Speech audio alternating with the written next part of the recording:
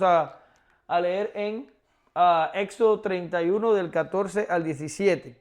Dice así: así que guardaréis el día de reposo, porque santo es a vosotros. El que lo profanare, de cierto morirá. Porque cualquiera que hiciere obra alguna en él, aquella persona será cortada en medio de su pueblo. 6 días se trabajará, mas el séptimo es día de reposo, consagrado a Jehová. Cualquiera que trabaje en el día de reposo, ciertamente morirá. Guardarán pues el día de reposo los hijos de Israel, celebrándolo por sus generaciones, por pacto perpetuo. Señal es para siempre entre mí y los hijos de Israel, porque en 6 días hizo Jehová los cielos y la tierra, y en el séptimo día cesó y reposó. Yo sé que este estudio les va a generar ciertas dudas acerca de nuestra conducta y costumbre sobre el día de reposo, pero ahí en mi canal de YouTube hay un estudio completo sobre el día de reposo. En este estudio mío casi no voy a tocar mucho eso. Usted vaya a YouTube y busque el estudio y léalo si tiene dudas. Bien, oramos. Gracias te damos, Señor, en esta mañana por tus piedades. Gracias te damos por tu pueblo que se reúne en tu día, en el día de reposo cristiano, para glorificarte, para darte gloria, para darte honra, para darte el primer lugar y también para oír tu palabra. Te pedimos que tú abras nuestras mentes, que tú nos permitas aplicar lo que aprendemos. En el nombre de Jesús, amén. Gracias, Señor. Bien, hermanos, en la última sección hablamos del llamamiento de Leví o Mateo, el publicano, el rechazado por todos, pero ciertamente no por Jesús. Jesús vino a buscar los perdidos, a curar los enfermos, a predicar arrepentimiento a los pecadores. Y esa fue la gran lección de este tiempo, o sea, del tiempo que tuvimos 15 días atrás. Solo aquellos que reconocen su carencia e incapacidad están en un estado de bienaventuranza. Jesús nunca se preocupó por los justos, entre comillas, de su tiempo, o sea, los fariseos, los publicanos, los líderes religiosos. Nunca se preocupó por ellos, pero sin duda se entregó por aquellas ovejas que oían su voz y le seguían. Hoy la historia continúa. Terminaremos con una serie de 4 malos encuentros que Jesús tuvo con los fariseos. Los 2 de hoy cierran el ciclo. Ya vimos el primero, que fue cuando Jesús perdonó los pecados del que bajaron por el techo. ¿Se acuerdan? El segundo incidente fue cuando comió con los fariseos. Cuando comió con los publicanos que invitó Leví. ¿Se acuerdan? Eso fue hace 15 días atrás. Y hoy vamos a ver los últimos 2, porque están relacionados con el sábado y los uní para sacarlos ya de una. ¿Ya? Entonces hoy se cierra el ciclo. Y también, a partir de hoy, los enemigos de Jesús buscarán en cada ocasión posible para culparle y causar su destrucción. Además, aprenderemos de los actos de necesidad y misericordia, como excepción del día de reposo y mucho más. Sin duda tendremos un emocionante tiempo que alimentará nuestras almas. 2 punticos nada más. La clase no debe ser larga ni complicada. Actos de necesidad en el sábado, del 1 al 5, y actos de misericordia en sábado, del 6 al 11. Bien. Aconteció en un día de reposo que, pasando Jesús por los sembrados, sus discípulos arranzaban espigas y comían, restregándolas con las manos. Y algunos de los fariseos les dijeron: ¿por qué hacéis lo que no es lícito para en los días de reposo? ¿Sigo?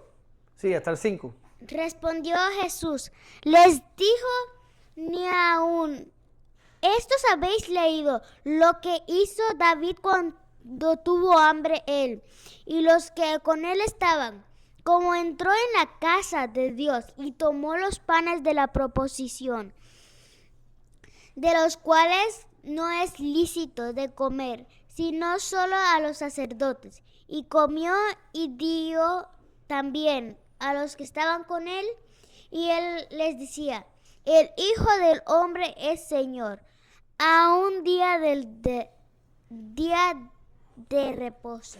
El Hijo del Hombre es Señor aún del día de reposo. Muy bien, aquí tenemos una pequeña complejidad en el griego, porque cuando las traducciones nuestras lo traducen aconteció en un día de reposo y ya, pero en realidad en griego aparece un término interesante que solo aparece aquí, no aparece en ningún otro lugar, y más o menos la traducción sería aconteció en el sábado segundo primero, así se traduciría literal del griego, sería sabatón deuteroproto, proto de primero, deutero, ya ustedes saben lo que es, libros deuterocanónicos salidos del canon después del canon. Proto significa que viene después del primero. Ahora, muchos lingüistas dicen que sábado segundo primero, así como se traduce literalmente, es una frase oscura, que no saben por qué está ahí y no saben por qué lo dice Lucas así de esta manera. Sin embargo, hay algunos que se han aventurado y han tratado de dar una definición. Si usted lee el diccionario Vine, creo que se dice así, V-I-N-E, Vine, o Vine, ¿ya? Ellos dan la explicación que yo les traigo hoy a ustedes y a mí me pareció bastante aceptable y puede traernos un poco de luz de por qué Lucas puso así la frase. ¿Se acuerdan que Lucas lo hemos estado describiendo como un historiador meticuloso que presta mucha atención al detalle? Y lo pone, ¿por qué razón? Porque según el diccionario Vine, el sábado segundo primero se está refiriendo a el primer sábado después del sábado de la Pascua. Más o menos la Pascua es un sábado y ahí se inaugura los 7 días de la fiesta de los panes sin levadura, ¿ya? Y va a estar toda la semana. Y el próximo sábado después de la Pascua, ¿alguien sabe cuándo se realiza la Pascua según Levíticos 23? Es el 14 de Nisan. La Pascua se realiza un sábado, los panes sin levaduras toman 7 días y el próximo sábado después del de la Pascua, es el sábado segundo primero. Y ahora usted va a decir, ¿y cuál es la onda con ese sábado? Bueno, ese es el primer sábado de los 7 sábados que se cuentan desde la Pascua hasta ¿qué? Hasta la fiesta de la semana o la fiesta de Pentecostés. Son 50 días. Se cuentan 7 sábados y después, si cuentas el día de la Pascua, entonces caería el Pentecostés 50 días después de la Pascua. ¿Ya entendieron bien lo del sábado segundo primero? Esto está en griego. Usted va a decir, bueno, ¿y para qué no lo dice? Bueno, por curiosidad. No va a ser que un día lo lean un libro y digan, mira, Omar nos había explicado sobre esto. ¿Ya? Pero en realidad no cambia el sentido del texto ni nos arroja nada más que una nota cronológica, de alguna manera, de que Jesús estaba, de lo que sucedió hoy, sucede 8 días después de la Pascua, o 7 días, el sábado que sigue después de la Pascua. Se acabó, ahí no hay más nada. Ahora, vamos a hablar un momentico de cómo entendían los judíos la obediencia a la ley, porque hoy vamos a estar hablando de que Jesús y los discípulos son acusados de violar el día de reposo. Y quiero que entiendan más o menos la mente judía detrás de todas estas cosas. Si usted va al final del libro de Deuteronomio, y es más, si usted lee los de Éxodo para adelante, todo lo que es Éxodo, Levítico, Número, Deuteronomio, todos esos libros que tratan sobre la ley, usted se va a dar cuenta que hay una relación entre la bendición que viene por la obediencia o la maldición que viene por la desobediencia. ¿Verdad que sí? Entonces, esto, aunque a Israel le tocó aprenderlo, digo yo, a golpetazos, ¿entienden golpetazos, verdad? O a guamazos, o a mazazos, o no sé ya qué más decir. Lo tuvieron que aprender así. La realidad es que ellos terminaron entendiendo que si una persona es observadora de la ley, si una persona es obediente a la ley, no solo va a estar haciendo la voluntad de Dios, sino que Dios lo va a visitar con bendiciones y prosperidad. Y en este caso, no solo estamos hablando de una prosperidad espiritual, sino también una prosperidad material. La gente va a gozar de cierta cosas buenas de la vida por cuanto es obediente a la ley. Así lo interpretaban ellos. Ahora, si eres desobediente a la ley, ¿qué te va a venir? Pues todo lo contrario. No solo vas a tener carencia espiritual, sino que Dios te va a visitar con plagas y te va a visitar con situaciones que te va a hacer entender que necesitas obedecer. ¿Lo ves? Ahora, esto no solo lo pensaban individualmente, sino que también lo pensaban nacionalmente. Ellos pensaban que si todo el pueblo, como pueblo, era obediente a la ley de Dios, entonces esto iba a ser provechoso para la nación. Y si el pueblo no era obediente a la ley de Dios, esto traería maldición sobre la nación. Ahora, ¿qué ocurre aquí? ¿Tenemos a quién? Tenemos a Roma subyugando al pueblo judío. Ellos entienden que este problema con Roma y toda esta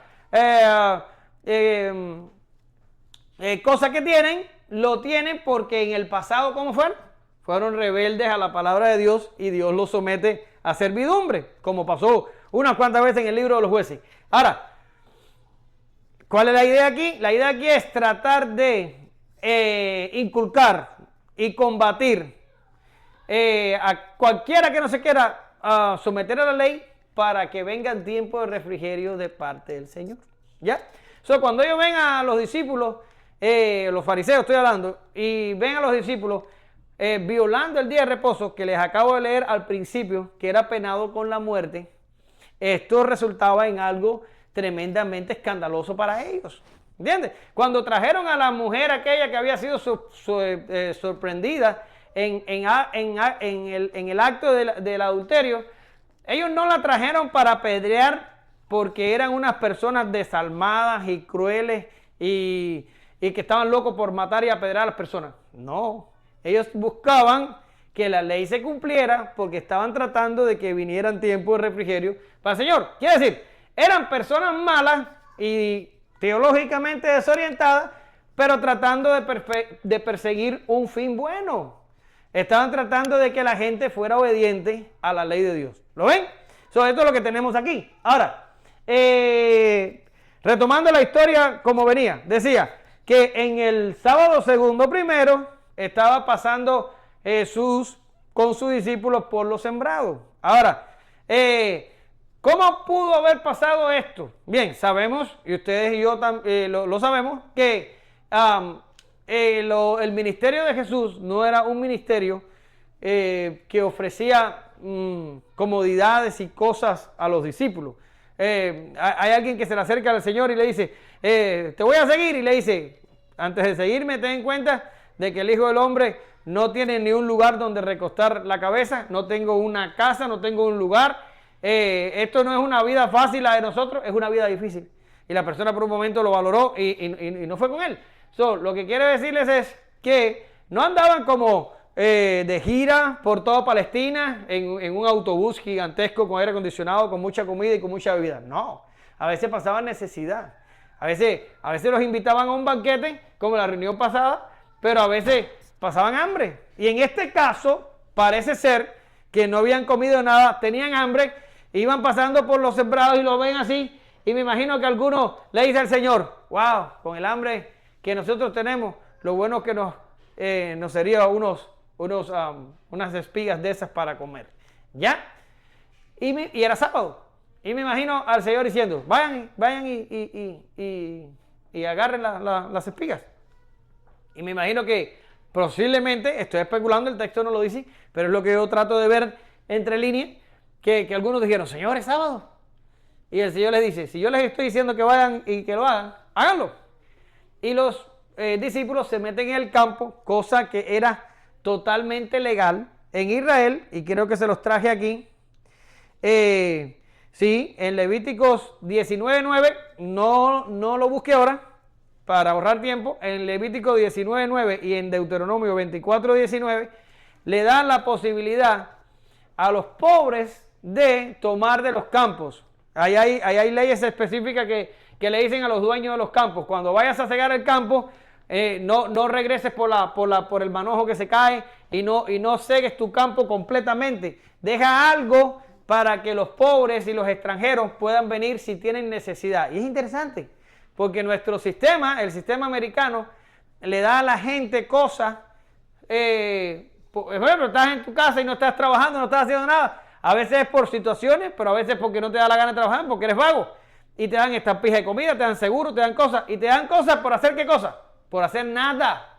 Pero aquí Israel está dándoles un beneficio al extranjero, al pobre, al que no tiene, pero no se lo está llevando a la puerta de su casa. No le está mandando al rico, hey, manda a unos de tus hombres y que agarren el grano y se lo lleven al pobre a su casa. Y si es posible que ya sea harina para que puedan hacer el pan. Y es más, no, hazle el pan para que ya reciban el pan. No.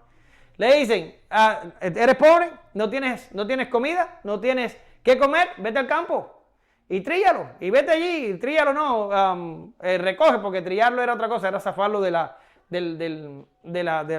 espiga. Vete allá y recoge la espiga y agarra el grano y cómetelo. Pero no se lo daba. Tenía que pararse e ir allá. Quiere decir, es interesantísimo que la palabra de Dios no respalda la vagancia. No respalda a las personas que son difíciles para trabajar. El libro de Proverbios está lleno de proverbios que hablan sobre las personas perezosas que no van a lograr nada en la vida. ¿Lo ven? Bien. Esto es una cola en tanta lechuga, pero era bueno que lo viéramos. Ahora, lo que le está mandando Jesús a los discípulos aquí es legal. Podían entrar al campo y tomarlo. Lo que no era legal era hacerlo en el día de reposo. En el día de reposo, lo leímos al principio, no podían hacerlo. Y de todas maneras, Jesús le dice, vayan y agárrenlo. Pero los discípulos tenían hambre. Ahora, ¿qué pasa? Bueno, pues ¿qué pasa? Es lo que pasa siempre. Sí, como decimos nosotros los cubanos, siempre hay un ojo que te ve. Y entonces ya los cubanos tenemos que cambiar el refrán y decir en estos tiempos, siempre hay una cámara que te graba. ¿Ya? Sí, en serio. Siempre hay una cámara que te graba. Y esto le pasó a los discípulos, que los discípulos se meten en el campo a recoger aquellas espigas para mitigar su hambre y salen los fariseos de la nada. Le dicen, ¿por qué hacen lo ilícito en el día de reposo? Ahora, noten que, ahora vamos a hablar de la respuesta de Jesús, pero noten que en ningún momento del pasaje Jesús trata de demostrar que lo que ellos hicieron era lícito. No, aquí se está produciendo un quebrantamiento de la ley del sábado. En la ley del sábado tú no puedes espigar el campo, no puedes arrancar las espigas y dice que las retregaban con la mano, o sea, separaban el grano de la espiga. Ahora, acuérdense, cuando los judíos recibieron el maná en el desierto, los judíos tenían que recoger el viernes doble porción. Y no era ni cegar, era salir a recogerlo. No podían recogerlo en sábado, tenían que recoger el viernes doble porción. Ahora, ¿qué pasaba si recogían el jueves doble porción? ¿Saben lo que pasaba? Se agusanaba. Y si lo hacían el lunes, se agusanaba. Pero si lo hacían el viernes, no, porque para el sábado tenían que tener la ración. Aquí se está produciendo un quebrantamiento de la ley del sábado. Jesús en ningún momento le dice a ellos, a los fariseos, lo contrario. No, Jesús lo que les da es otra explicación. Pero los fariseos tenían razón en este caso. Bueno, y cuando dijeron, ¿quién es este que perdona pecados? Nadie puede perdonar sino Dios. Ahí también tenían la razón. Aquí Jesús en ningún momento le trata de defender diciendo, no lo están quebrantando. No, sí lo estaban quebrantando. ¿Y cuál era la penalidad para los que hacían esto? Bueno, pues se les condenaba con la muerte. Ahora, ¿cómo empieza la respuesta de Jesús? ¿Cómo empieza la respuesta de Jesús? Déjame ver porque me es más fácil buscarlo aquí que en la computadora. Mira ahí que dice, ni aún esto habéis leído. y yo me maravillo de que el Señor les dice así, ni aún esto habéis leído.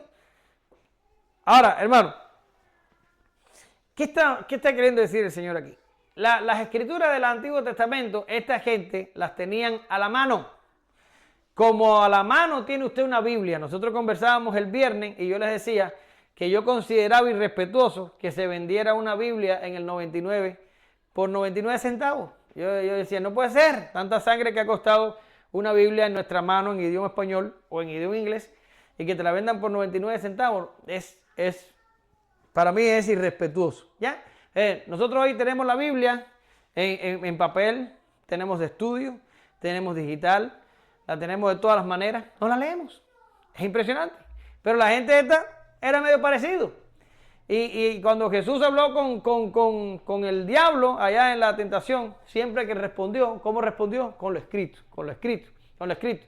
Pero después habló con Nicodemo, ¿y cómo habló con Nicodemo? Él le dice, ¿eres tú maestro de Israel y tú no sabes estas cosas? Le dijo a Nicodemo, tú deberías saber lo que está escrito y deberías saber que el nuevo nacimiento no es una cosa que se me está ocurriendo a mí ahora. Ya desde los profetas del Antiguo Testamento habían dicho la importancia del nuevo nacimiento. Tú sabes lo que yo te estoy hablando, o al menos deberías saberlo. Eres maestro de Israel. Y con estos fariseos, en muchos momentos Jesús se asombra de que ellos no sepan. Y le hacen preguntas y dice, ¿y qué es lo que está escrito? ¿Y qué es lo que dice tu ley? ¿Y qué es lo que dice Moisés? Y aquí Jesús le dice, ni aún esto habéis leído. Quiere decir, ustedes prácticamente y supuestamente deberían ser los que más saben de la Biblia, puedo decir la Biblia, del Antiguo Testamento. Pero parece que realmente no la leen, solo leen lo que les conviene o no sé qué onda.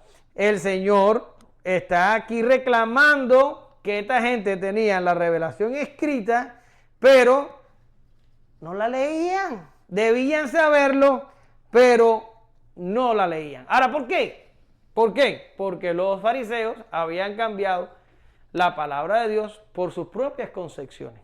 ¿Ya? Y estaban llenos de reglas, y estaban llenos de mandamientos de hombres, y estaban llenos de interpretaciones de la ley, y habían hecho de las interpretaciones lo importante. Y habían dejado a un lado la ley, y habían dejado a un lado lo escrito. Y esto es un peligro para nosotros, y también lo hablamos el viernes. Y anduvimos diciendo, ¿qué es lo que nosotros tenemos que darle importancia y darle toda la autoridad y darle todo el valor? A la Biblia. Lo que está escrito por este o por aquel, o lo que está dicho por un hombre, es dicho por un hombre y debe ser sujeto a lo escrito. Debe ser examinado a la luz de ¿qué? Lo revelado por Dios en la palabra. Y los fariseos, sí, conocían algo de la escritura del Antiguo Testamento, pero estaban más llenos de sus propias concepciones y de sus propias interpretaciones que de lo escrito. Y el Señor aquí les dice, pero ni aún eso ustedes lo han leído. Una cosa tan simple como esa. Y entonces el Señor les dice, ¿qué fue lo que hizo David? ¿Ya? Ahora, si usted quiere saber lo que hizo David, usted tiene que ir a 1 Samuel 21 del 1 al 6. Pero no vaya allá, porque yo no quiero que se nos pasemos mucho tiempo aquí. Más o menos yo le voy a contar. David llegó con el sacerdote que estaba sirviendo allí en el tabernáculo y le pidió algo de comer. ¿Tienes algo que nos sostenga? Él y sus hombres estaban desfalleciendo porque no tenían comida. Y le pide al sacerdote. Y el sacerdote les dice, David, lo único que tengo son los panes de la proposición. Pero si al menos me aseguras que no han tocado mujer en los últimos días, te los daré. Ahora, no voy a entrar en la discusión de qué significa aquí si no han tocado mujer, como tampoco no voy a entrar en la discusión de que aquí hay toda una discusión con respecto al nombre del sumo sacerdote, porque algunos dicen que se hace referencia al hijo, pero que en realidad era el padre, y hay tremendo lío ahí. Pero eso no importa. Lo que yo necesito y usted necesita para entender el pasaje aquí con Jesús es que el sacerdote está dispuesto a compartir un pan que solamente ellos podían comer. Los panes de la proposición se cambiaban y cuando se cambiaban, los sacerdotes podían comerlo, pero nadie más podía hacerlo. Pero aquí el sacerdote le dice, te doy los panes. Y los agarró y se los comieron. ¿Y qué pasó? Pues no pasó absolutamente nada. Pero ustedes saben que por cometer errores más insignificantes todavía, la gente moría. Usted lo sabe, ¿verdad? ¿Qué le pasó a Usa? Se llamaba Usa. trató de agarrar el arca porque supuestamente se iba a caer, ¡bum! Se murió ahí. ¿O qué le pasó a los hijos de Aarón, que Nadab y Abiú, ¿verdad? Se llamaban así, que ofrecieron fuego extraño, ¡bum! Ahí mismo, completo. La gente moría por cometer errores pequeños con respecto a estas cosas, pero David llegó, agarró los panes aquellos y se los comió. Y el Señor le está diciendo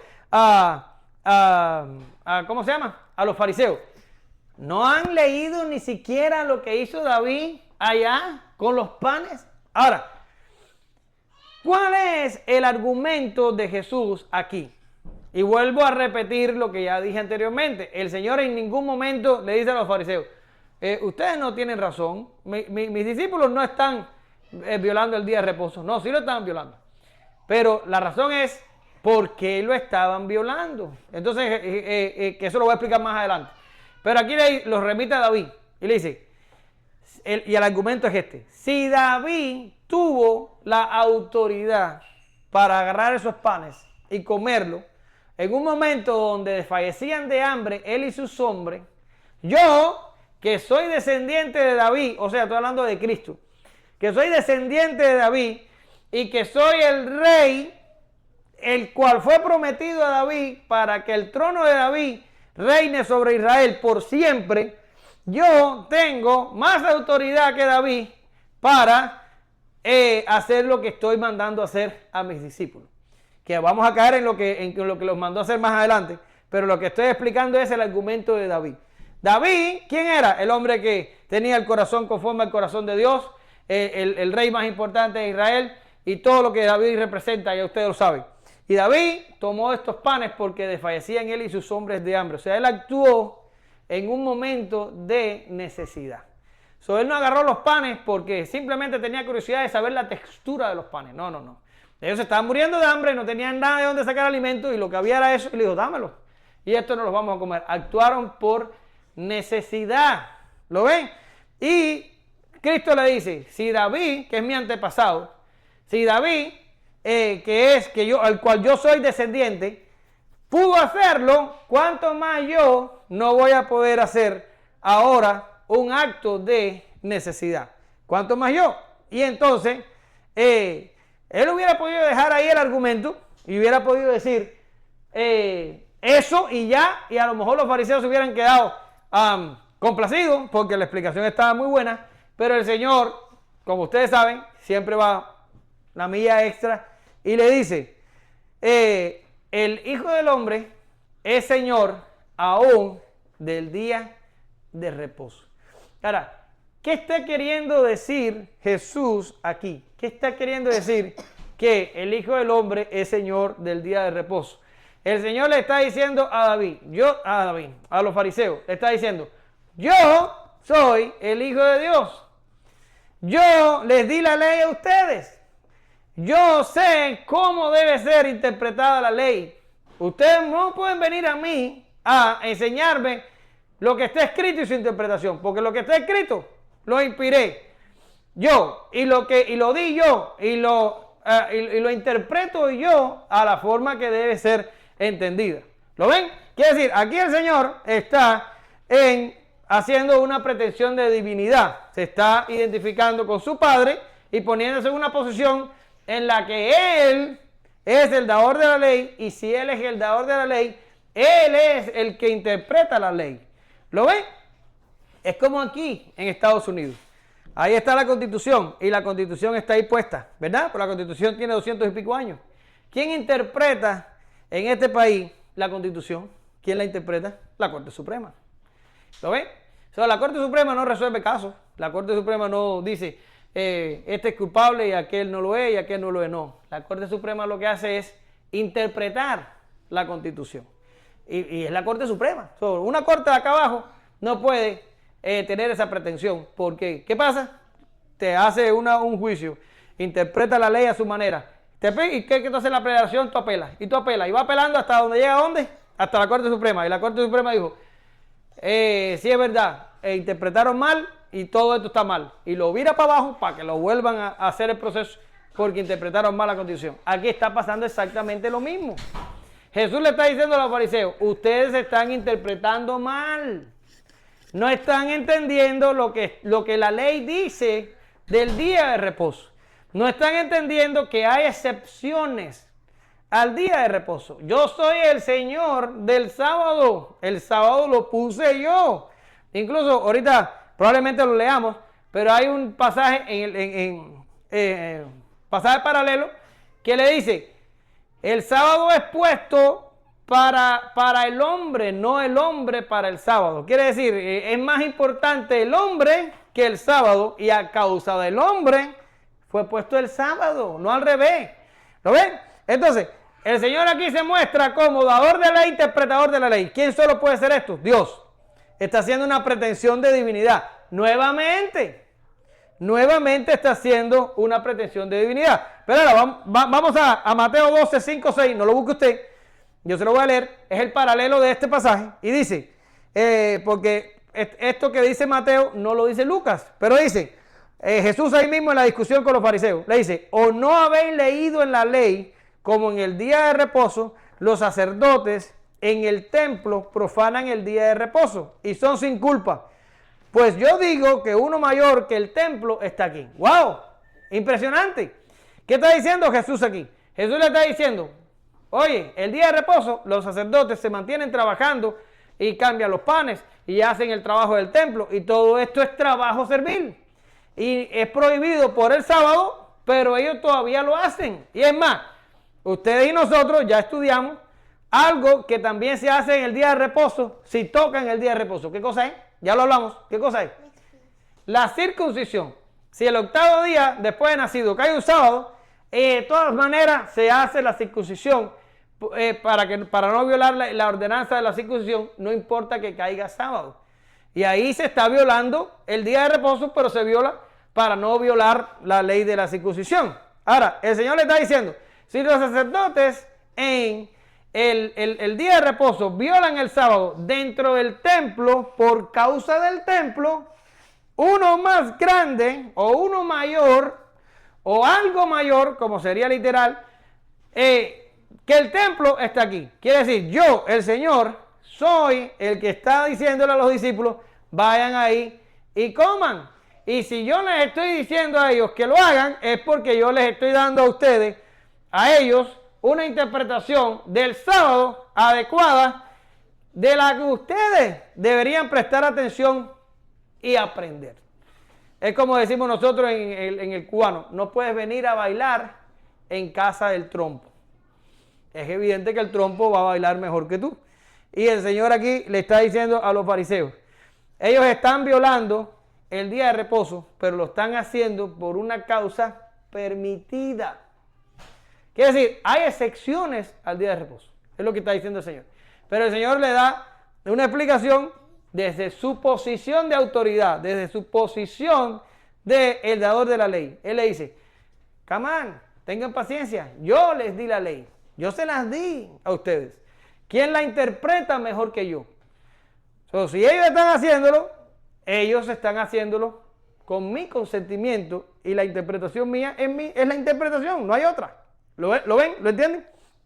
Ahora, esto, Lucas no registra la respuesta de los fariseos. Yo digo, bueno, pues parece que la explicación que el Señor le dio a los fariseos los dejó como diciendo, o no entendieron nada y dijeron, no entendimos lo que nos dijo y se fueron, o lo entendieron y por igual lo dejaron, pero ahí quedó el conflicto. Jesús explicó esto y el problema terminó. Sin embargo, este momento marcó, o ha venido marcando estos momentos, la ruptura entre Jesús y el liderazgo de Israel. El religioso y el político. La ruptura entre Jesús y ellos. Toda esta serie de acontecimientos empezaron a hacer que la relación entre Jesús y los fariseos y los escribas, y ahorita vamos a hablar de los herodianos y de todo lo que era liderazgo en Israel, político y religioso, se provocara una ruptura total entre ellos y Jesús. Ya, ahora, ¿cuál es el argumento o cuál es la explicación de lo que es un acto de necesidad? porque es lo que yo estaba diciendo ahorita, hay excepciones para el día de reposo. Y Jesús dice, estamos recogiendo espigas, esto es un acto de necesidad.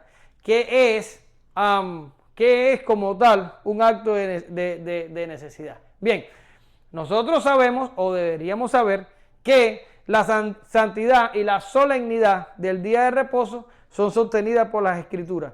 Quiere decir, la Biblia nos manda a trabajar 6 días y el séptimo día tenemos que santificarlo, quiere decir apartarlo, quiere decir diferenciarlo, quiere decir tenemos que ordenar nuestros asuntos seculares, nuestros negocios, nuestras casas, tenemos que hacerlo en los 6 días anteriores, pero el séptimo día tenemos que consagrarlo a Dios. ¿Para hacer qué? Para hacer exactamente esto que usted está haciendo hoy. Pero no es para que vayamos para nuestras casas de regreso y entonces nos pongamos a ver una película de terror, aunque lo hemos hecho todo en nuestro momento, ¿verdad? No es para eso, es para regresar a casa y todavía meditar, si fuera posible, en lo que les acabo yo de predicar, o si fuera posible en otra cosa, pero dedicar el sábado cristiano, que es el domingo, en cosas santas que estén relacionadas con la adoración a Dios. Eso es lo que debería pasar absolutamente todo el día de reposo completo. Pero hay excepciones. ¿Y cuáles son las excepciones? Las excepciones son los actos de necesidad y misericordia. En este caso, tenemos un acto de necesidad, o sea, los discípulos tenían hambre igual que el de David, fue un acto de necesidad, estaban muertos de hambre y tuvieron que comer la comida que se supone que no podían comer, y los discípulos tuvieron que realizar un trabajo que se supone que no podían realizar, pero tenían hambre y lo hicieron. Fue un acto de necesidad. Y el otro acto es el acto de misericordia. ¿Cuál es el acto de misericordia? Lo vamos a ver en el próximo incidente de Jesús con los fariseos. Pero un acto de misericordia es que la necesidad la tengas tú y yo tenga la posibilidad de suplirla, pero diga, lo siento Yesenia, no te puedo ayudar con el auto roto porque hoy es día de reposo. Espera el lunes a ver si te llevo al SAN a comprar la batería. No, es un acto de misericordia. Tengo que moverme hacia ella, aunque sea día de reposo. ¿Lo ven? Entonces, pruebas que tengo. Bien. El Señor le dice, también le dijo, el día de reposo fue hecho por causa del hombre y no el hombre por causa del día de reposo. Eso se los expliqué hace unos segundos atrás porque no sabía dónde lo había puesto y ya se los expliqué. Pero miren lo que dice nuestro símbolo confesional, o sea, la Confesión de Fe de Londres, acerca del día de reposo y las excepciones del día de reposo. Miren lo que dice. Eso está en el capítulo 23, en el inciso 8. Dice, el día de reposo se guarda santo para el Señor cuando los hombres, después de la debida preparación de su corazón y de haber ordenado de antemano todos sus asuntos cotidianos, no solamente observan santo descanso durante todo el día de sus propias labores, palabras y pensamientos acerca de sus ocupaciones y diversiones seculares, sino que también se dedican, escucha, todo el tiempo al ejercicio público y privado de la adoración a Dios. ¿Y a qué? Y a los deberes que son por necesidad y misericordia. Esas son las excepciones. ¿Qué quiere decir? ¿Tenemos que guardar el día de reposo santo? Sí. ¿Qué quiere decir? ¿Tenemos que dedicarlo a Dios? Sí. Pero si aparece un problema de necesidad, tenemos que resolverlo. Y si aparece algo por el cual tendríamos que ejercer misericordia, o sea, a alguien se le aparece un problema y tenemos nosotros que ayudar o que asumir o que no sé qué, no le podemos decir, no, espera mañana. No. Podemos decir, vamos a resolver la situación y aunque se viola la santidad del día de reposo, se nos da licencia para hacerlo. Pero ahora, yo sé que nosotros los hombres somos perniciosos y somos malvados, ¿ya? Y cuando se nos da, como decimos en Cuba, el dedo se coge en la mano completa. Y yo diría que a veces se coge el brazo y parte del hombro, con nada más el dedo. Ahora, que haya una excepción y se diga, te puedes encargar de la necesidad en el día de reposo o te puedes encargar de la misericordia en el día de reposo, eso no significa que todos los domingos tú vas a tener un problema porque hoy la tuve por necesidad y el próximo domingo lo tengo por misericordia. ¿Ya? Es como una ilustración que yo oí hace muchos años de la persona que le dice, el pastor está predicando y diciendo que el domingo hay que venir a la iglesia, porque el sábado cristiano es el domingo y porque hay que guardarlo y porque hay que venir y que no sé qué y que no sé cuánto. Y se levanta un sabiondo de la congregación y le dice, Señor, pero mira, pastor, pero mira, aquí en la Biblia dice que si la oveja se me cae en el hueco, en el día de reposo, yo puedo meterme y sacar la oveja. Y entonces el pastor sabiamente le dice, sí, pero si mi oveja se me cae 2 domingos en el hueco, yo hago 2 cosas, o vendo la oveja o tapo el hueco, pero no todos los domingos se va a caer la dichosa oveja en el hueco. ¿Lo ven? ¿Qué quiere decir? Que esté la excepción no significa que ahora usted va a empezar a faltar los domingos y hacer lo que usted le dé la gana el domingo, porque tenemos una excepción de necesidad y una excepción de misericordia. No es así. Es para momentos especiales, imprevistos, cosas que surgen, boom, de momento. ¿Ya? Y eso sería la distinción. Pues dice, ¿cómo yo sé que estoy frente a una obra que es por necesidad o a una obra que es por misericordia? Porque surge de imprevisto. Usted no puede decir, bueno, en esta casa no hay comida y hoy sábado me están invitando a una parrillada en casa de unos amigos, pero necesito ir a buscar comida porque mañana hay iglesia y tengo que ir al culto. Ah, no, pero espérate, comprar comida es un acto de necesidad. Ahora me voy a ir sábado con mis amigos para la parrillada y mañana domingo me voy a comprar porque es necesidad. No, eso es una falsedad. Eres un cara de tabla, ¿ya? No, es lo que surge de imprevisto. Es algo que tú no tenías, ¿cómo se dice? Planeado, ¡bum! Y surge y te hace violentar el espíritu del día de reposo. ¿Lo ven? Eso es lo que se llama un acto de necesidad y misericordia. Ese día los discípulos tenían un hambre horrible. A lo mejor no tenían dinero para comprar comida, a lo mejor no habían comido por días. Pero eso no significa que se pasaran la vida con hambre. Ya, ahorita vamos a ver el hombre de la mano seca. Ahora a continuación vamos a hablar del hombre de la mano seca. Pero no todos los días hay hombres con manos secas para uno estar sanando. No, eso fue un caso específico que se dio en un momento y Jesús le salió al frente. Pero no era una cosa que pasaba todos los días. Bien, ahora vamos a irnos a el próximo, a ver, Yesenia, por favor. Aconteció también en otro día de reposo que él entró en la sinagoga y enseñaba, y estaba allí un hombre que tenía seca la mano derecha, y le acechaban los escribas y los fariseos para ver si en el día de reposo lo sanaría, a fin de hallar de qué acusarle. Mas él conocía los pensamientos de ellos y dijo al hombre que tenía la mano seca, levántate y ponte en medio. Y él, levantándose, se puso en pie. Entonces Jesús le dijo, os preguntaré una cosa, ¿es ilícito en día de reposo hacer bien o hacer mal? ¿Salvar la vida o quitarla? Mirándolos a todos alrededor, dijo al hombre, extiende tu mano. Y él lo hizo así. Y su mano fue restaurada, y ellos se llenaron de furor y hablaban entre sí qué podrían hacer contra Jesús. Muy bien, gracias. Excelente.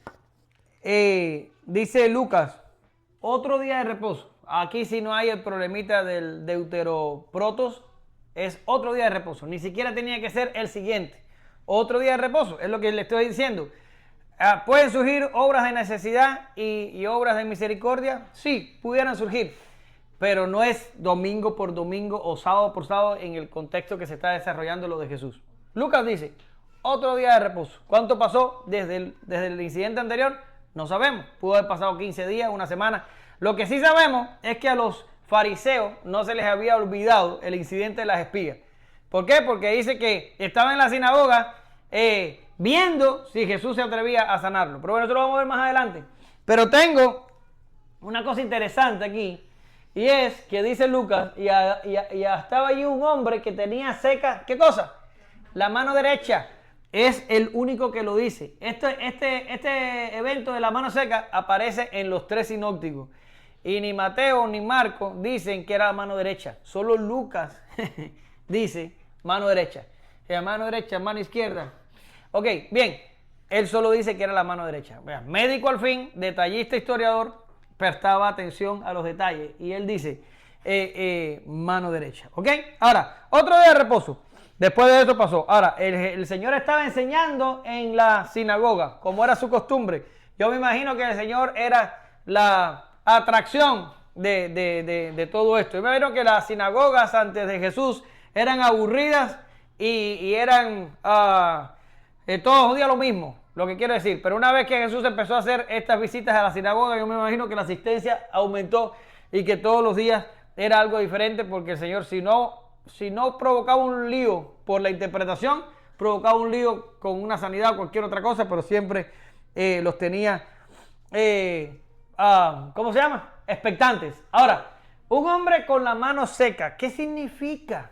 ¿Qué significa que tenía la mano seca? Y en griego dice exactamente eso, mano seca. Bien, Spurgeon tiene un mensaje sobre esto y Spurgeon dice, el concepto que Spurgeon da de mano seca, él dice, había perdido el jugo de la vida. Bueno, pues eso a mí tampoco me dice nada, porque no somos una mandarina ni una naranja. Pero hasta donde yo entiendo, lo que pudiera hacer perder el jugo de la vida o una mano seca, era que sufrían a lo mejor las personas de una atrofia muscular que no solo impedía que la mano se moviera, a lo mejor tenía la mano así, o a lo mejor la tenía así, no solo impedía el movimiento de la mano, sino que cuando tú mirabas la mano, no se veía como nosotros, sino que se veía como la piel aplastada, más flaca, más como momia, ¿sí? Así, pudiera ser. Una mano seca. ¿Lo ven? Ahora, en nuestro lenguaje técnico moderno, nosotros ¿qué diríamos? Que la persona tiene una discapacidad, una inamovilidad de la articulación, que tenía una atrofia muscular. ¿Ya? Eso es lo que tenía. Lo que sí estamos seguros que una persona con la mano seca tenía la extremidad, la tenía inservible, no le servía para nada. Tener la mano seca es tener la mano ahí y ya, se acabó. Ahora, el asunto de tener una mano seca era visto muy parecido a tener lepra. ¿Se acuerdan cuando hablamos de aquel que dijo, si quieres puedes limpiarme? ¿Se acuerdan? Y estuvimos diciendo de que los judíos veían a la lepra como un castigo positivo de Dios sobre las personas por causa de su pecado. ¿Se acuerdan? Aquí es igual. Aquí es igual. Tener una mano seca era visto por los judíos como un castigo positivo de Dios por causa del pecado. Les traje ejemplo. Aquí dice Zacarías 11:17. Ay del pastor inútil que abandona el ganado y hiera la espada a su brazo y su ojo derecho. Del todo se secará su brazo y su ojo derecho será enteramente oscurecido. El Señor aquí está emitiendo castigo sobre los falsos pastores, ¿verdad? O sobre los pastores que hacen mal su trabajo, y les está diciendo que se le va a secar el brazo. Quiere decir, la mano seca es un castigo positivo de Dios sobre el pecado, parecido a la lepra. Ahora, vamos a ver otro texto. Primero de Reyes 13:4. Aquí fue un problema que le pasó a Jeroboam, el rey. Y dice que cuando el rey Jeroboam oyó la palabra del varón de Dios, aquí había, para darle un poquito de contexto, aunque ustedes pueden buscar en su casa, había un problema de que Jeroboam había permitido la construcción de lugares altos y estaban adorando a dioses falsos. Y entonces va un profeta a emitir juicio sobre Jeroboam. Y dice que cuando oyó la palabra del varón de Dios que había clamado contra el altar de Betel, dice, extendiendo su mano desde el altar, dijo, prenderle. Ese fue el rey que dijo, prenderle. Y cuando lo hizo, dice, más la mano que había extendido contra él, o sea, contra el profeta, se le secó y no la pudo enderezar. ¿Ya? Quiere decir, prender al profeta, porque había profetizado contra él, se viró la mano. Aquí Jeroboam Dios lo castiga inmediatamente por actuar contra el profeta y le seca la mano. Si usted sigue leyendo el pasaje, usted se encuentra que este Jeroboam le pide al profeta que ore a Dios por sanidad, y el profeta ora y la mano se le restaura. Ahora, está interesante la historia porque este profeta Dios le dio específicas instrucciones de ir a hablar con Jeroboam y no probar comida, no probar bebida y regresarse por diferentes caminos. Y desobedeció y es muerto en el camino de regreso. Quiere decir que hasta los profetas eran desobedientes en ese tiempo. Pero ven, aquí vemos otro juicio positivo. Y el último texto que les traigo es Salmo 137:5, que dice: si me olvidare de ti, oh Jerusalén, pierda mi diestra su destreza. Quiere decir, que me venga un castigo de Dios si me olvido de ti, Jerusalén. ¿Y cuál era el castigo? Que mi diestra se paralice, pierda su destreza. ¿Ya? Quiere decir, esta gente veían a una persona con la mano seca y ¿cómo lo interpretaban? Algo debe haber hecho que Dios se cansó y lo castigó con esto. Por tanto, si ya aplicamos el mismo pensamiento que hemos estado teniendo en estudios anteriores, la sanidad de este hombre, ¿qué implicaría? Perdón de pecado. ¿Ya? Perdón de pecado. Fue lo mismo que pasó anteriormente. ¿Lo ven? Por tanto, aquí tenemos, yo diría que la combinación de todos los eventos que hemos estado tratando en los últimos días, ¿verdad? Porque fue escandaloso que Jesús perdonaba pecados, fue muy escandaloso. Fue escandaloso que comiera con fariseos, fue escandaloso que los discípulos violaran el día de reposo. Todo eso fue escandaloso, pero aquí tenemos a uno con mano seca, con una implicación de perdón de pecado, el día de reposo. Quiere decir, es la tormenta perfecta. Era algo de lo cual era difícil salir vivo. Y los fariseos y los escribas lo sabían. Y estaban allí, pero no habían ido allí para oír a Jesús. ¿Se dan cuenta? Ellos habían ido ahí a la sinagoga porque estaban viendo si Jesús se atrevía a sanar al de la mano seca en el día de reposo para ellos poder culparle y para ellos tratar de buscar la muerte de Jesús. Ahora, Jesús, conociendo el complot, conociendo lo que estaba pasando alrededor, Jesús hubiera podido decir: no pasa nada, mañana es domingo, o en unas pocas horas ya va a ser domingo, y yo sé dónde vive el de la mano seca. Yo voy a ir allá y voy a y voy a sanarlo y ya. Pero no lo voy a hacer ahora para no darle la ocasión de caer. Pero Pedro me indica dónde vive o le voy a mandar una nota que decía: no te vayas, espera a que se acabe el día de reposo. Pues el día de reposo se acababa a las 6 de la tarde, usted lo sabe. No se acaba a las 12 de la noche como nosotros, se acaba a las 6 de la tarde. Y decía: quédate por ahí, que apenas sean las 6:01, el maestro te sana la mano. ¿Ya? Pudo haber hecho eso.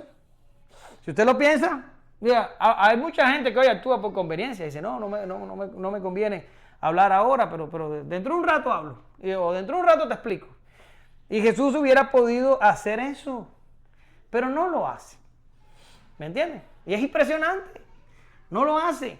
¿Y qué es lo que le dice Jesús al hombre? Le dice: levántate y ponte en el medio. Anda, no puede ser posible.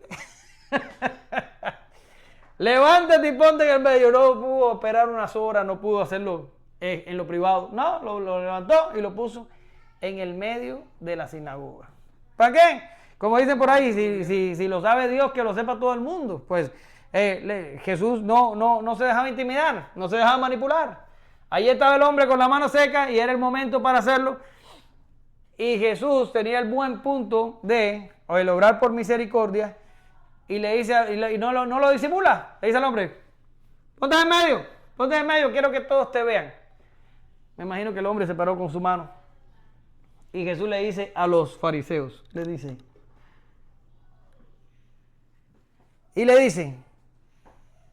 ¿es lícito hacer bien en el día? No lean esto todavía, ahí vamos. ¿Es lícito hacer bien el día de reposo o hacer mal? ¿Es lícito dar la vida el día de reposo o quitar la vida? ¿Qué es lo que es lícito? Esto es lo que nosotros llamamos preguntas retóricas. ¿Qué significa? Las preguntas retóricas, la respuesta está contenida en la propia pregunta. Es evidente que la respuesta es lícito hacer el bien, es lícito dar la vida. Ya, esa es la respuesta a la pregunta. Y Jesús le está diciendo de que si para no violar el día de reposo yo tengo que hacer mal, yo me estoy contradiciendo a mí mismo. Sería una contradicción de la propia ley. Por tanto, si yo tengo que hacer un bien el día de reposo yo lo tengo que hacer, aunque el acto de hacerlo sea una violación del principio del reposo. ¿Lo ven? Es una obra de misericordia. Ahora, el celo de los fariseos los había llevado a apartarse de la verdadera religión, donde la verdadera religión busca ¿qué cosa? Busca el bien del hombre. Y estos se habían vuelto a la fábula donde prestaba atención a las formas externas en vez de a la persona en sí. Ellos estaban dispuestos a que el hombre se quedara con su mano seca por tal de que la santidad del día de reposo no fuera violada. Eso es una secta. ¿Lo ven?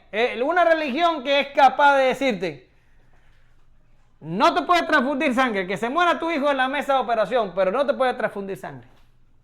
Esos son una partida de endemoniados. ¿Usted lo ve? Es una partida de endemoniados. La religión es hecha para el bien nuestro. Nos tiene que hacer bien. O la religión está mal en sí. Y el Señor le dice, debemos hacer bien el día de reposo, debemos hacer mal. Y entonces se quedaron así como diciendo, bueno, pues ¿cómo le respondemos al hombre ahora? Porque si le decimos la verdad, le damos la razón. Y dice el texto paralelo, que es lo que tengo aquí, pero ya habíamos hablado de este texto, de Mateo 12, dice, y él le dijo, ¿qué hombre habrá de vosotros que tenga una oveja, y si ésta cayere en un hoyo, el día de reposo no le echa la mano y la levanta? Pues cuánto más vale un hombre que una oveja. Por consiguiente, es lícito hacer el bien en los días de reposo. ¿Lo ven? Entonces, el Señor ya estableció anteriormente el acto de necesidad y ahora termina de establecer el acto de misericordia. Entonces, le dice al hombre, extiende tu mano. Ahora, note la orden de Jesús. Jesús le dice al tipo, extiende tu mano. Pero ven acá, no habíamos acabado de decir que el hombre tenía una discapacidad en la extremidad. ¿Cómo le vas a decir a un hombre con la mano seca, extiende tu mano? No puede extender la mano, la tiene seca. Sin embargo, el hombre extendió la mano y dice que cuando fue a extender, se le arregló la mano, se acabó. Ya, ahora, hay algunos aquí que implican fe del hombre. Y dicen, no, eso pasó porque el hombre tenía fe. Date cuenta que no le dijo al Señor, no puedo extender la mano porque está seca. No, él la extendió. Ahora yo digo, yo no estoy de acuerdo con eso. O sea, puede que haya tenido fe o puede que no la haya tenido, pero es irrelevante. El Señor está dando una orden expresa aquí. ¿Usted lo ve? El decir, no, pasó porque el hombre tenía fe, es quitar la autoridad de Jesús y ponérsela a la fe del hombre. Y para mí es malinterpretar el texto abiertamente. Pero el Señor hacía este tipo de cosas. Daba órdenes que tú lo pensabas y decías, ¿qué onda? ¿Cómo va a hacerlo? Pero no importa, es el Dios del universo el que le está diciendo, extiende tu mano. Es el que le está diciendo, toma la camilla, levántate y anda. En serio, soy paralítico, ¿no te das cuenta que me acaban de meter por el techo? No, te están mandando a agarrar el lecho y largarte. Pues dale, hazlo. Y el hombre dice, extiende tu mano, extiende la mano se le sanó. Es una orden de Dios mismo diciendo, hazlo. Olvídate de la fe. La fe la vamos a usar en otros pasajes y le vamos a dar su aplicación. No la estoy menospreciando, pero no aquí. Aquí hay una orden del Señor que le está diciendo, extiende la mano. Aquí no hay una posibilidad de que, no, y la mano no se le extendió porque el hombre no tenía fe. ¿En serio? El Señor le está diciendo, extiende la mano. Se acabó, más nada. No es como, Lifi Malón, no es como los falsos profetas de hoy en día o los falsos apóstoles que le dicen al coronavirus, desintégrate, y el coronavirus muerto de la risa por ahí. ¿Verdad? No, aquí el Señor le dice, extiende la mano. No importa si el hombre tenía fe, si no tenía fe, no importa. Esa mano iba a ser restaurada. El poder de Dios no solo restauró la mano, sino el poder de Dios estuvo en toda la acción. Desde que el hombre pensó mover la mano, hasta que la movió, hasta que se le enderezó y hasta que la regresó. Ahí estaba el poder de Dios. ¿Lo ven? Ese es el mismo poder que nos hace renacer. Ese es el mismo poder que hace que las cosas acontezcan. Ese es el mismo poder que saca universos de la nada. Ese es el poder de Dios. Y es lo que acaba de pasar aquí. ¿Lo ven? Y el hombre extendió la mano. Ahora, ya voy a terminar, se los prometo. Pero hay una cosa aquí interesante en el paralelo de Marcos que yo quiero que ustedes vean. Y es, ¿lo tengo ahí? No, vamos a pasarlo, que seguro lo voy a tener acá. ¿Dónde está el de Marcos? Aquí. Allá. Dice, entonces, antes de decirle al hombre, extiende la mano, le dice, entonces, mirándolo alrededor con enojo, este es Cristo, entristecido por la dureza de sus corazones, dijo al hombre, extiende tu mano. Este es Jesús, y dice Marcos que miró a su alrededor con enojo. ¿En serio? Ya, porque ustedes saben que los hay por ahí, que dicen, ay, por Dios es un Dios de amor, tú sabes, no va a condenar a nadie, no va a castigar a nadie. Dios es un Dios de amor. Sí, Dios es un Dios de amor. Amén. Yo estoy salvo por ese amor. Pero Dios también es fuego consumidor. ¿Verdad? Yo creo que lo dijimos al mismo tiempo, ¿verdad que sí? Mirándolos alrededor con enojo. El Señor se enojó. Ahora, ¿de qué se enoja aquí el Señor? El Señor se enoja de lo que yo había dicho anteriormente, de que ellos estaban dispuestos a que se quedara el hombre fastidiado con tal de que no se violara la forma de la religión. Y ya el Señor se los había dicho. Yo les di un sábado para su beneficio, no para que estuvieran fastidiando a su prójimo, no para que estuvieran condenando a la gente a muerte. En Mateo les dice, en el paralelo de Mateo les dice, si ustedes entendieran lo que significa misericordia quiero y no sacrificio, no andarían condenando a los inocentes. La religión está hecha para nosotros, para nuestro bien. El día de reposo está hecho para nuestra bendición, para nuestro gozo, para nuestro deleite. No es para que andemos diciendo, oye, ¿te diste cuenta? Abraham no vino, perdón Abraham. Abraham no vino. ¿Qué andará haciendo? Violando el día de reposo por ahí. El Señor se apiada de su alma. No es para eso. El día de reposo no es para criticar a la gente. El día de reposo no es para poner carga mayor a otros que no la puedan levantar y que tú no la tocas. No es para eso. El día de reposo nos los dio el Señor para lo bueno, no para lo malo. Y por eso se enoja. Dios nos da cosas buenas y nosotros no las queremos. Nosotros nos buscamos nuestra propia concepción de cosas buenas. Y Dios se queda así como que diciendo, ¿en serio? Te dio un sábado para tu bendición, no para que anduvieras fastidiando. Por eso se llenó de enojo. ¿Pero qué viene después del enojo? ¿Qué dice? Entristecido por la dureza de vuestros corazones. Alguien que no busca el bien de su prójimo. Alguien que no es capaz de entender un concepto de Jesús, el dador de la ley. Alguien que no es capaz de ver que la interpretación que está dando es la correcta. No puedes concluir otra cosa que tenían el corazón endurecido completamente. Por esta causa usted nunca ve a Jesús tratando de evangelizarlos. Y dice que Jesús los vio tan duros de corazón que cogió y sanó al hombre. Ahora ponte que hubieran habido débiles en la congregación, débiles. ¿Ya? Yo te hubiera dicho, no, perdón, para no cogérmelo con Abraham de nuevo. La hermana Diana es débil en la fe y si me ve tomando el vino, se va a dañar su corazón. Voy a esperar que se vaya y me lo tomo. Eso es tener misericordia. ¿Ya? El Señor hubiera podido decir, es que son débiles en la fe. Mejor no los sano y los sano después para que no digan que yo incurrí. No eran débiles en la fe. Tenían endurecidos el corazón. Eran unos impíos, empedernidos, reos del infierno. Y el Señor dijo, si lo que voy a hacer los va a condenar más, que los condene. Pero este hombre no va a estar con esa mano seca ni un minuto más. No por estos endurecidos de corazón. Tiene tu mano, ¡bum! Se acabó los problemas. Y se acabó los problemas para el de la mano seca. Pero empezó los problemas para Jesús. Porque dice el texto que se llenaron de furor. Desde aquel día buscaron ocasión para destruirle. Dice el paralelo de Marcos 3:6, que salidos los fariseos tomaron consejo con los herodianos para los herodianos contra él para destruirle. ¿Quiénes eran los herodianos? Era un partido, un grupo de partidarios que estaban a favor de Herodes Agripa. ¿Y quién era Herodes? Una persona que ni siquiera era judío, que su padre había sido rey de Israel y que tenían un reinado sobre ¿cómo se llama? Palestina, que también era despreciado por los judíos. Tan despreciado era el reinado de los Herodes, de todos los que fueron, como tan despreciado era Roma. Y los fariseos fueron capaces de hacer amistad o de hacer complot con los herodianos por tal de acabar con Jesús. ¿Lo ven? Qué triste, y estoy concluyendo, es que la religión, en vez de libertar, cautive, que en vez de beneficiar, perjudique, que en vez de aligerar, cargue. En la práctica de la religión nunca debe olvidarse de la misericordia. Así como los fariseos desecharon a Jesús, el Señor lo hizo con ellos.